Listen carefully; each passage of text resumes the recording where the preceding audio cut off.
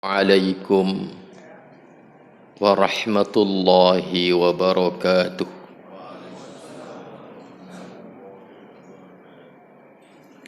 Innal hamdalillah nahmaduhu wa nasta'inuhu wa nastaghfiruh wa na'udzu billahi min syururi anfusina wa min sayyiati a'malina. Man yahdihillahu fala mudilla lah wa man yudlil fala hadiya lah. Ashhadu an la ilaha illallah wahdahu la syarika lah wa ashhadu anna Muhammadan abduhu wa rasuluh.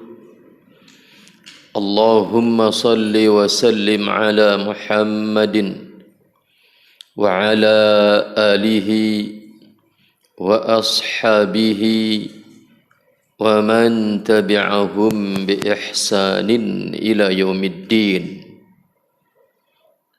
Amma ba'du, fa inna asdaqal hadith kitabullah wa khairal hadyi hadyu Muhammadin sallallahu alaihi wasallam wa syarrul umuri muhdatsatuha wa kullu muhdatsatin bid'ah wa kullu bid'atin dhalalah wa kullu dhalalatin finnar.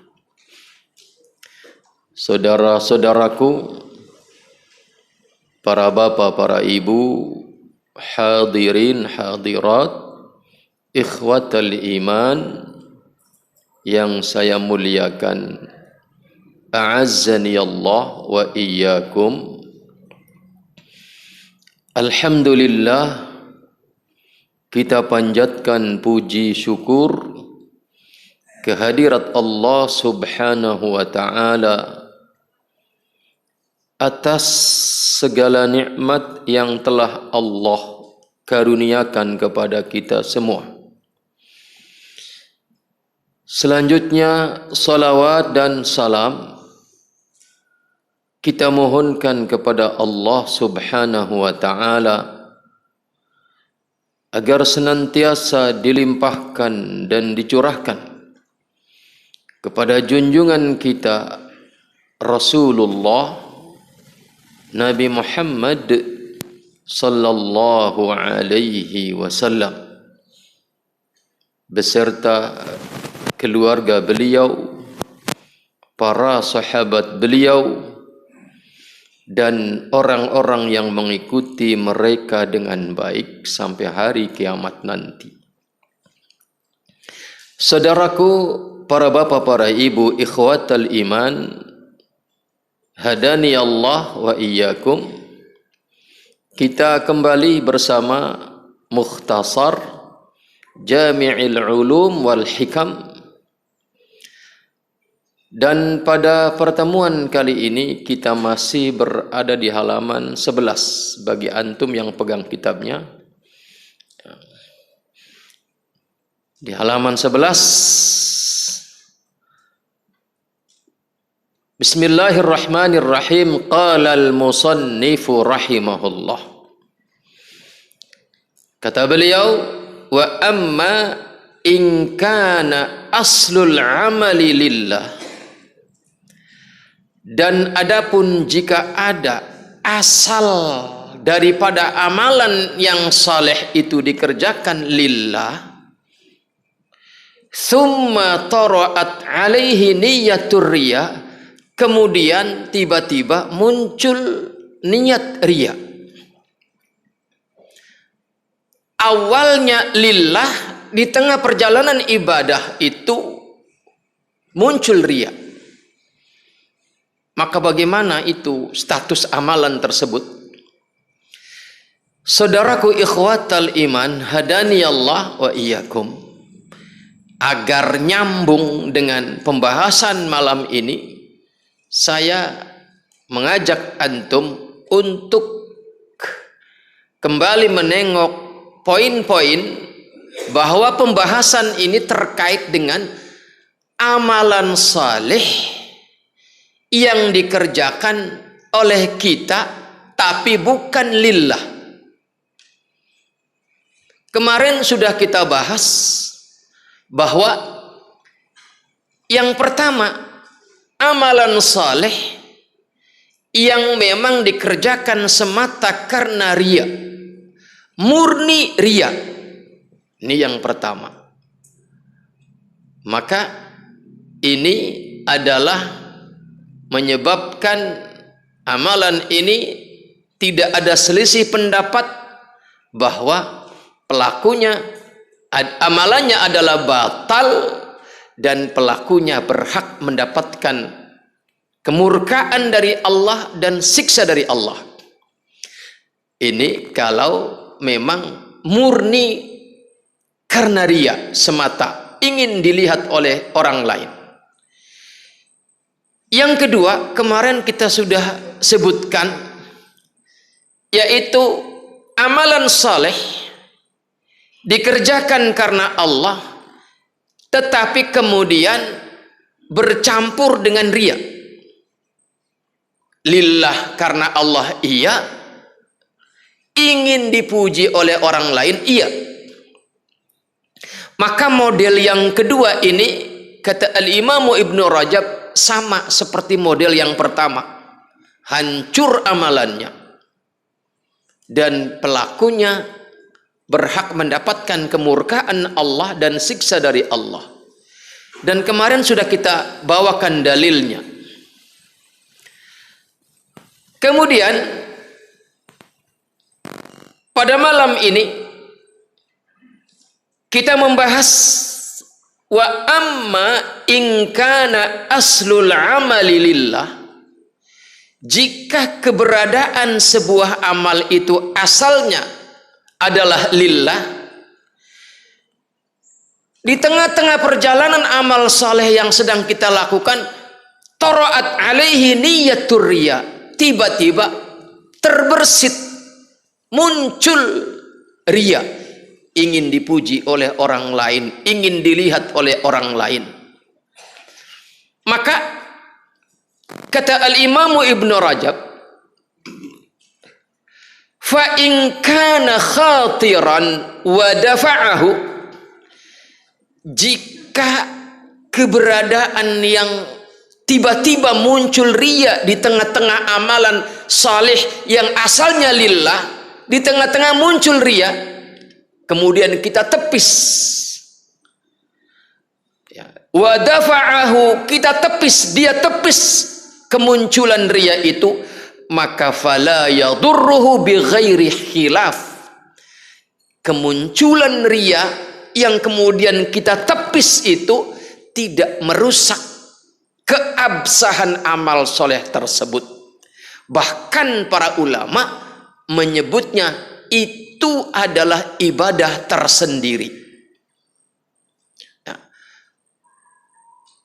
ketika kita menepis kemunculan riya, itu adalah ibadah tersendiri.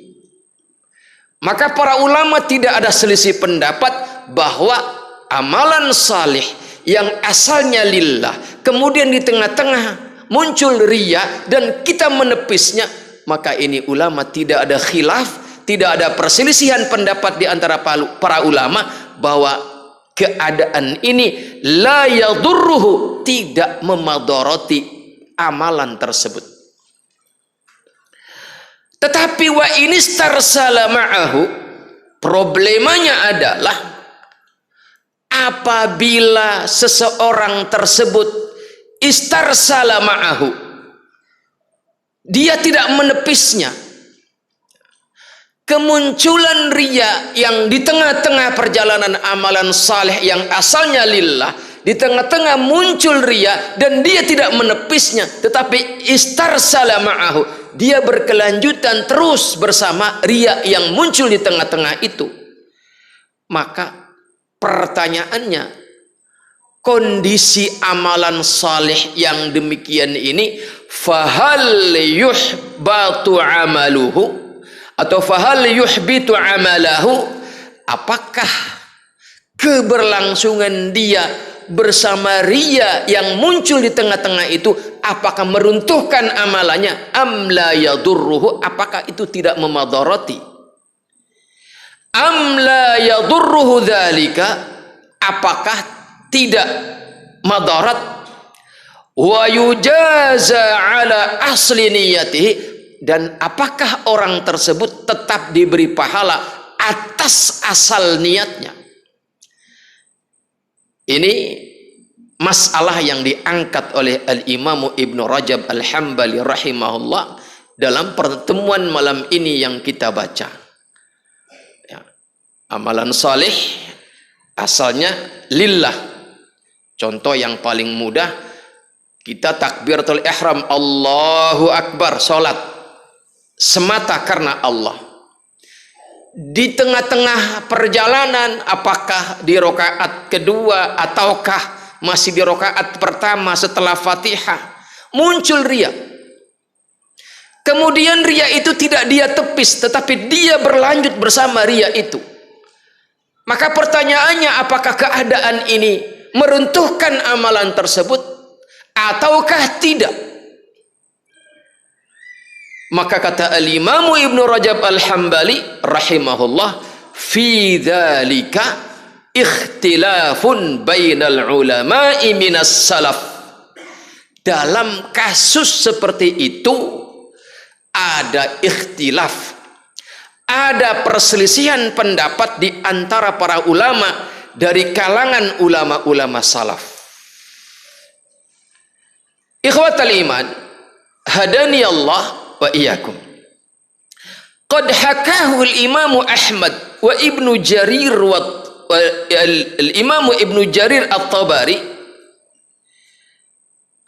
tentang khilaf ini, tentang ikhtilaf ini telah dihikayatkan, telah dikabarkan oleh Al-Imam Ahmad dan Al-Imam Ibnu Jarir At-Tabari akan keberadaan ikhtilaf antara ulama dalam kasus yang semacam itu.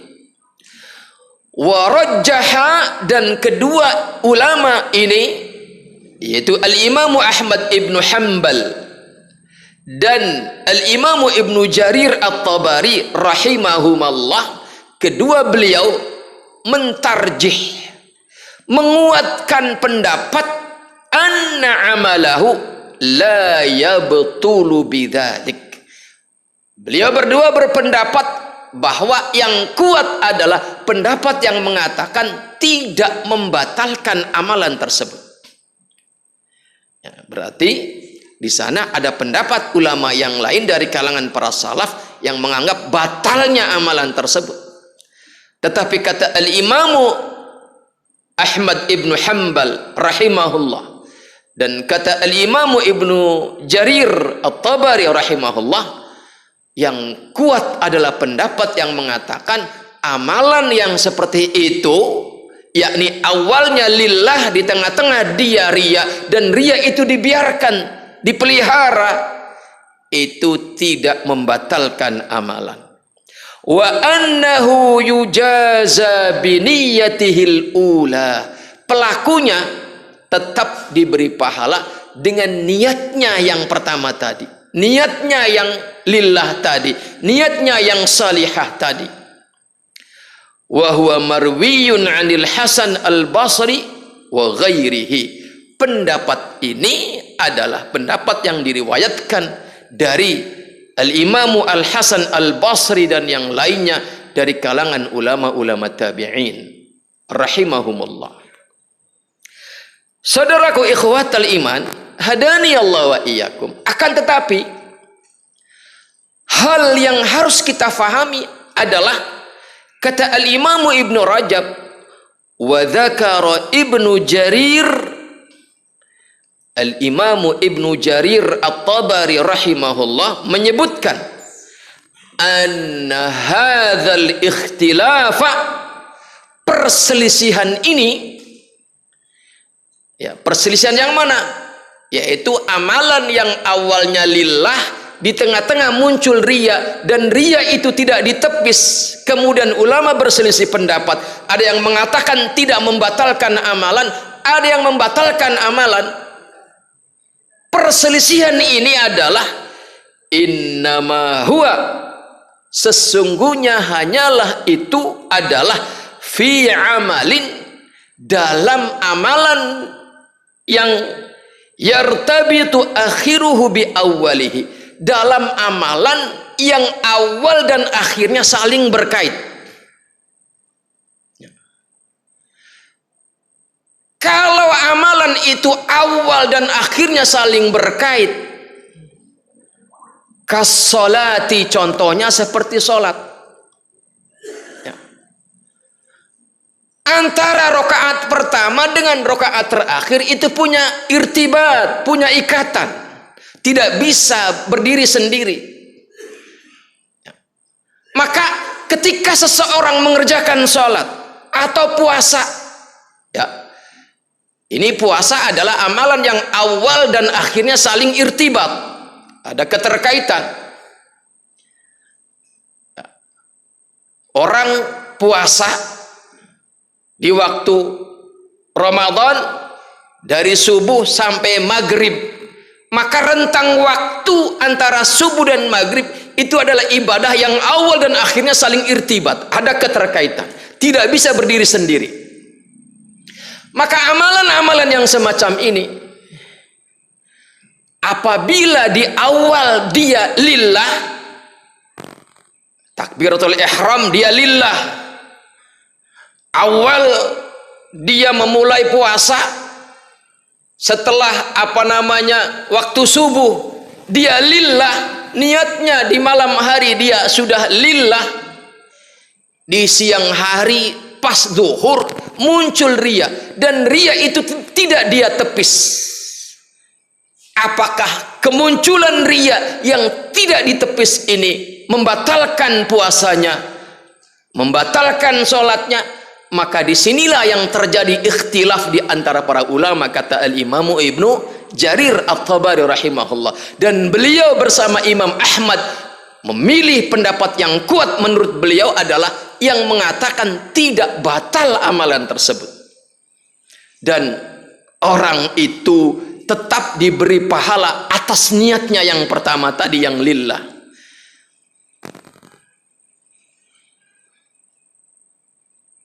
Innama huwa fi amalin yartabitu akhiruhu bi awwalihi kas-salati was-siyami wal hajj.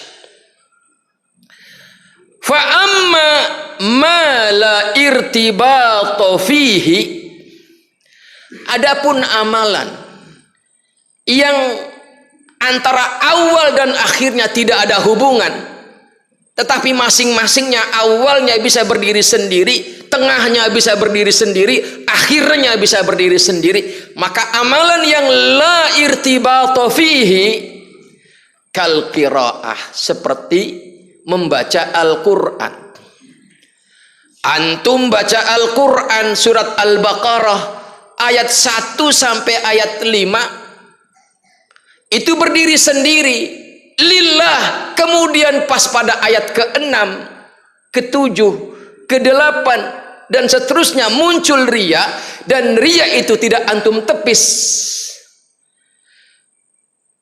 tetapi istarsala ma'ar riya, dia terus mengalir bersama riya itu.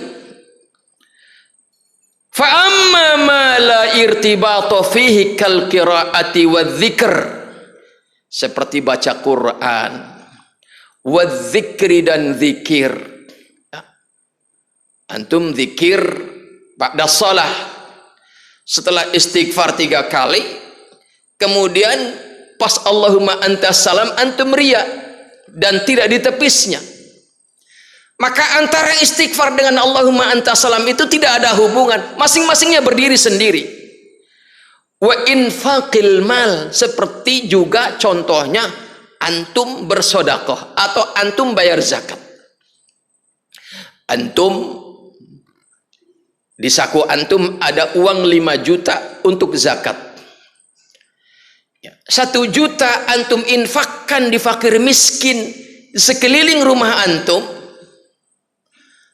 Kemudian 1 juta berikutnya antum berikan kepada mustahiquz zakah di tempat lain. Ini la irtibata fi, tidak ada hubungan, masing-masingnya berdiri sendiri. Pengeluaran zakat di kompleks sendiri ikhlas lillah. Giliran di tempat lain muncul riya, dan kemunculan riya itu tidak ditepis. Kal qiraati wa dzikri wa infaqil mal wa nashril ilm, seperti mengajarkan, menyebarkan ilmu. Di sini ceramah ikhlas lillah. Giliran ceramah ba'da isya di tempat lain ada riya muncul, dan dia pelihara riya itu, dia tidak menepisnya. Ini ceramah di sini, ngajar di sini, la irtibata, tidak ada hubungan dengan dia mengajar di tempat lain. Maka kata Al-Imam At-Tabari yang dinukil oleh Al-Imam Ibnu Rajab rahimahumallah, fa innahu yaqta'u, maka kemunculan riya itu memutus, ya, maka amalan tersebut menjadi terputus biniyatir riya, dengan sebab adanya niat riya yang dipelihara, at-tari'ah yang muncul tiba-tiba alaihi atasnya, wa yahtaju ila tajdidi niyatin, dan dia butuh untuk memperbarui niatnya. Amalan yang tadi, contoh ngajar di masjid ini selesai lillah, giliran di tempat lain riya, maka kemunculan riya di tempat lain itu membatalkan, memutus amalan tersebut, maka dia perlu memperbarui niatnya. Berbeda dengan kasusnya kalau antara yang pertama dan selanjutnya ada saling keterkaitan kayak sholat. Rakaat pertama, kedua, ketiga, keempat itu saling terkait.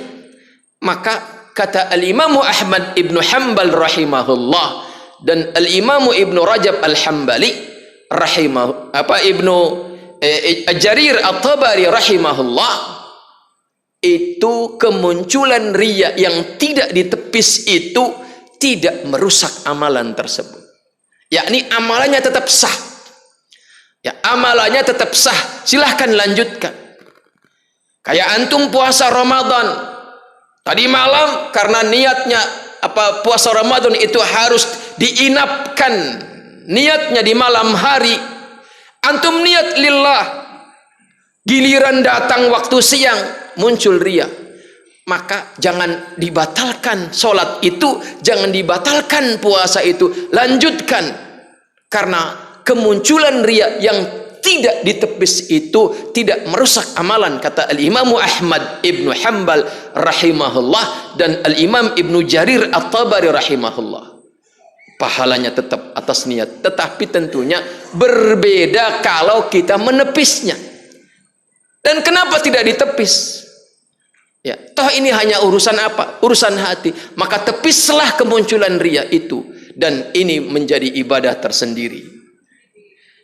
Ikhwatal iman, hadani Allah wa iyyakum. Nah, jelas ya? Selanjutnya kata Al-Imam Ibnu Rajab Al-Hambali rahimahullah, fa amma idza amila al-amala lillahi khalisan. Sekarang kasusnya, apabila seseorang itu amila, beramal al-amala dengan suatu amalan yang salih, ya, amila al-amala dengan satu amalan yang saleh, dan dia lakukan lillahi, karena Allah, mukhlisan, ikhlas, khalisan, semata ikhlas karena Allah, dari awal sampai akhir, dari takbiratul ihram sampai salam, ya, dari subuh sampai maghrib puasa, atau dia baca Al-Quran, dari satu ayat ke ayat berikutnya murni ikhlas semata karena Allah Subhanahu wa taala. Thumma alqallahu lahu thana al-hasan. Kemudian buahnya muncul berupa apa? Allah meletakkan pujian yang bagus, ats-tsana al-hasana, pujian yang bagus fi qulubil mu'minin, di dalam hati orang-orang mukmin yang lain, bidzalika, terhadap amalan tersebut. Antum baca Quran dan ikhlas karena Allah. Antum berpuasa ikhlas semata karena Allah. Dan antum betul-betul jaga keikhlasannya. Kemudian itu mengundang pujian orang. Ya. Kalau tadi kasusnya adalah muncul riya di tengah-tengah.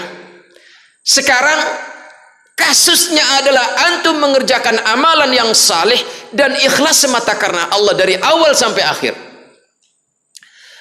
Tapi kemudian apa? Ada orang-orang kemudian melihat kagum, memuji kita. Maka fafariha bi fadlillahi wa rahmatih, dan kemudian kita tentunya senang dong, ya. Kita senang. Karena ini adalah karunia dari Allah Subhanahu wa taala. Orang berkesan positif tentang kita atas amalan saleh yang kita lakukan semata karena Allah dan betul-betul kita jaga keikhlasannya. Wastabsyara bidzalika. Dan kemudian dia mendapati realita yang membahagiakan dia dengan kenyataan itu, maka itu lam yadurrahu dzalika, itu tidak memadarati. Pujian-pujian orang terhadap kesalehan kita, selagi kita istiqamah di atas keikhlasan semata karena Allah, bukan itu harapan kita, tetapi orang kemudian memuji kita, itu tidak memadarati kesalehan kita. Wa fi hadzal ma'na ikhwatal iman, makanya sebagaimana disebutkan dalam sebuah hadis yang sahih, bahwasanya kata Nabi, sesungguhnya Allah itu idza ahabba 'abdan, ya. Kata Rasul, Allah itu apabila telah mencintai seorang hamba, innallaha idza ahabba 'abdan nada Jibrila, maka Allah mengundang Jibril. Kemudian Allah berfirman, ya Jibril, inni uhibbu fulanan. Wahai Jibril, aku mencintai si fulan. Dan tidaklah Allah mencintai seorang hamba kecuali karena hamba itu adalah memiliki kesalehan yang ikhlas semata karena Allah Subhanahu wa taala. Kata Allah, ya Jibril, inni uhibbu fulanan fa ahibbahu. Wahai Jibril, aku mencintai dia, maka cintailah olehmu si dia ini. Maka Jibril pun mencintai si fulan yang telah dicintai oleh Allah tersebut. Dan kemudian kata Rasul, malaikat Jibril mengundang penduduk langit yang lain dari kalangan para malaikat. Ya ahlas sama, kata Jibril, wahai kalian para penduduk langit, ketahuilah sesungguhnya Allah telah mencintai si fulan ini. Fa ahibbuhu, maka cintailah oleh kalian akan si fulan yang telah dicintai oleh Allah itu. Maka penduduk langit pun mencintainya. Maka ada istilah, ada hamba Allah yang masyhur di kalangan penduduk langit karena kesalehannya. Dan kata Rasul, kalau sudah seperti itu, Allah mencintai seseorang, kemudian malaikat Jibril mencintai seseorang itu, dan kemudian seluruh malaikat yang lain juga mencintainya. Thumma yudha'u lahul qabulu fil ard, kemudian Allah sematkan respon positif di muka bumi, di hati-hati orang-orang penduduk bumi ini. Inilah alqallahu tsana al-hasan. Allah meletakkan pujian-pujian baik di dalam hati orang-orang mukmin atas kesalehan orang tersebut. Maka jika halnya seperti itu, lam yadurrahu dzalika, itu tidak memadoroti amalan saleh yang kita lakukan.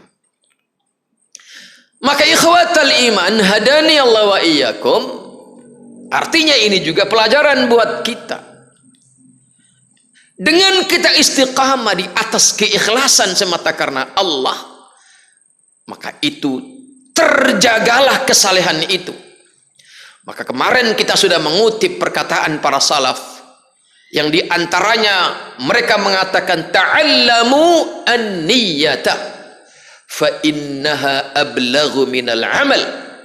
Belajarlah kalian tentang bagaimana mencetuskan niat yang baik dan menjaga keberadaan niat yang baik, karena dia itu ablagh, karena niat yang baik itu lebih sangat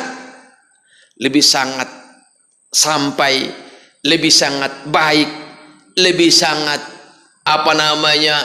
terjaga, bahkan lebih dahulu sampai ketimbang amalan kita, lebih dahulu diterima oleh Allah ketimbang amalan tersebut. Dan niat yang baik itu menjaga amalan yang baik. Maka ikhwatal iman, selain dengan kita istiqamah di atas menjaga keikhlasan, dan ketika sifat manusiawi kita muncul, yaitu ingin ria, tepis ria itu, dan ini juga tidak memadarati amalan soleh tersebut, bahkan ini menjadi pahala tambahan akibat kita ada apa? Ada mujahadah, ada upaya sungguh-sungguh untuk menepis ria yang muncul itu, dan terjagalah amalan soleh itu sebagai kesalehan dan mengundang kecintaan Allah dan mengundang kecintaan malaikat Jibril, mengundang kecintaan para malaikat yang lain, dan kemudian juga mengundang kecintaan penduduk bumi dari kalangan manusia. Jadi itulah wa fi hadzal ma'na, kata al-Imam Ibnu Rajab Al-Hambali, jaa haditsu Abi Dzar, dalam makna yang disebutkan di atas telah datang hadis yang diriwayatkan oleh Abu Dzar anin Nabi sallallahu alaihi wasallam, dari Nabi Muhammad sallallahu alaihi wasallam, annahu suila, bahwasanya beliau Nabi Muhammad sallallahu alaihi wasallam telah ditanya anir rajuli, tentang seseorang ya'malu, yang beramal, al-amala lillah, mengamalkan satu amalan yang lillah, semata karena Allah, minal khairi, dari kebaikan-kebaikan, wa yahmaduhun nasu alaih, dan kemudian orang-orang yang di sekelilingnya memujinya atas orang yang beramal soleh lillah itu. Faqala, maka Nabi menjawab, tilka ajilu busyral mu'min, maka yang demikian itu pujian-pujian orang atas kesalehan kita yang lillah. Itu kata Nabi, tilka ajilu busyral mu'min, itu adalah kabar gembira yang disegerakan oleh Allah buat orang mukmin tersebut yang beramal soleh lillah tadi. Kabar gembira yang disegerakan, artinya berarti ya, ini sebagai apa? Satu berita dari Allah Subhanahu wa taala bahwasannya kita harus lebih kokoh lagi menjalankan amal soleh itu, dan kita kokohkan keikhlasan itu, jangan sampai ternodai oleh riya dan yang semacamnya. Dan dengan begitu maka Allah memberikan kabar gembira melalui orang-orang di sekeliling kita yang memuji kita atas kesalehan yang kita lakukan lillah, semata karena Allah itu. Wabil jumlah, maka secara umum, kata al-Imam Ibnu Rajab, fama ahsana qawla Sahal ibn Abdillah at-Tusturi, betapa bagusnya ucapan Sahal bin Abdillah at-Tusturi di mana beliau mengatakan kalimat yang indah, kalimat yang layak dicatat dengan tinta emas. Beliau mengatakan, laisa 'alan nafsi syai'un asyaqqu minal ikhlas. Tidak ada sesuatu yang lebih berat atas nafsu kita. Tidak ada sesuatu yang sangat berat menurut nafsu kita. Pak, Bu, nafsu itu ada nafsu ammaratun bisu. Inilah nafsu yang menjadi kendaraan iblis. Inilah nafsu kita yang menjadi kendaraan syaitan untuk menghancurkan kita ke dalam apa? Kehinaan, kemaksiatan kepada Allah. Nafsu yang ammaratum bisu, yang bersekongkol untuk keburukan. Ada lagi nafsu lawamah. Ya. Innan nafsa la ammaratum bisu. Ini yang pertama. Ada lagi la uqsimu bin nafsil lawamah. Ada nafsu namanya nafsu lawamah. Nafsu lawamah itu kata para ulama, nafsu kita berupa ketika kita setelah berbuat maksiat ada penyesalan. Itulah hidup berarti nafsu lawamah. Sedangkan yang ketiga adalah nafsul mutmainnah. An-nafsul mutmainnah, nafsu yang tenang, tidak tergoda oleh apa? Bujuk rayu syaitan, sehingga nafsu ammarah terkalahkan. Ya, nafsu lawamah dihidupkan sehingga menghantarkan kepada nafsul mutmainnah. Maka yang dimaksud oleh Sahal Ibn Abdullah At-Tusturi di sini maksudnya adalah an-nafsul ammarah, dan kata beliau, laisa 'alan nafsi syai'un asyaqqu minal ikhlas. Tidak ada sesuatu yang lebih berat menurut nafsu ketimbang al-ikhlas. Kenapa? Li'annahu, karena sesungguhnya yang demikian itu laisa laha, tidak ada bagi nafsu ammarah fihi, di dalam ikhlas, nasibun, bagian.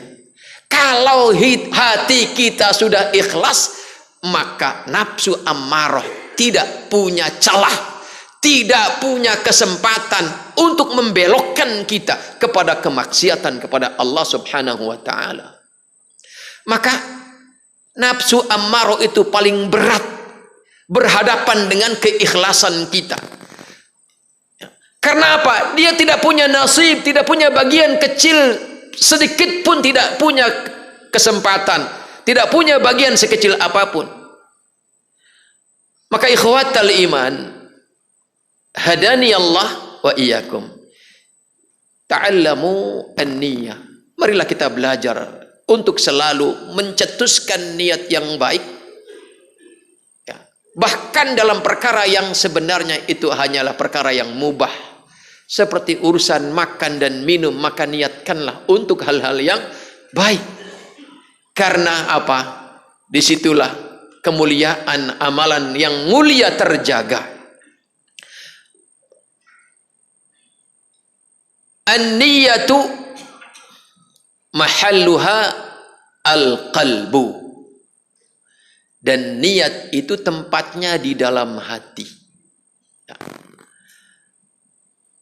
Niat itu tempatnya di dalam hati. Wan niyatu hiya qasdul qalbi. Dan definisi niat itu adalah qasdul qalbi, mensengaja hati, ya. Mensengaja hati mengamalkan ini, mengamalkan itu, dan semata karena Allah, mensengajanya karena Allah. Wala yajibut talaffuz bima fil qalbi, dan tidak wajib melafadzkan niat yang ada dalam hati itu fi syai'in minal ibadat, di dalam ibadat yang manapun, ya. Tidak perlu dilafadzkan, dilisankan, karena niat itu adalah qasdul qalbi, dan otomatis tempatnya niat itu adalah di dalam hati. Maka para ulama ya mengatakan, jangankan hadis yang sahih, hadis yang dhaif pun tidak ada yang menerangkan apa tentang disyariatkannya at-talaffuz, melafadzkan niat itu. Maka dari sinilah sebagian ulama mengatakan bahwasannya melafadzkan niat itu adalah bid'ah, walaupun tingkatan bukan bid'ah syirkiyah, bukan bid'ah kufriyah, tetapi ya bid'ah. Ya, maka hindari. Wallahu a'lam bishawab. Sampai di sini, dan insya Allah pada pertemuan depan kita akan mengkaji al-haditsus tsani, hadis yang kedua, insya Allah. Kita akhiri, subhanakallahumma bihamdika asyhadu an la ilaha illa anta astaghfiruka wa atubu ilaik. Assalamualaikum warahmatullahi wabarakatuh.